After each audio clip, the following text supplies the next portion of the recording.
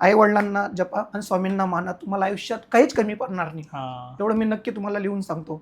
मी एवढा गुंतलोय, मला लोक स्वामी वेडा म्हणतात. अच्छा. किती स्वामी स्वामी करतो, किती स्वामी स्वामी करतो. घरातले बाहेरचे सर्व स्वामी वेडा म्हणायला लागले. हा.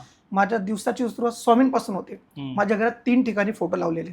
उठल्यावर जिथं लक्ष येईल तिथं स्वामींचं दर्शन होतं. माझ्या गाडीवर, माझ्या म्हणजे जिथं स्वामी सोबतच असतात काय माझ्यासोबत.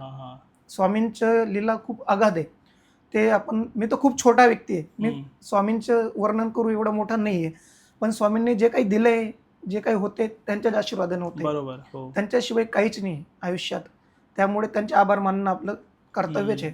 आणि त्यांचं दर्शन घेतलं ना, किती मोठं संकट असो आवरलं हो, जातं. बरोबर. काहीच गरज पडत नाही. कोणाचे पाय धरायची गरजच नाही. कारण वरच्या सोबतच जर खालच्यांची काय गरज आहे आपल्याला.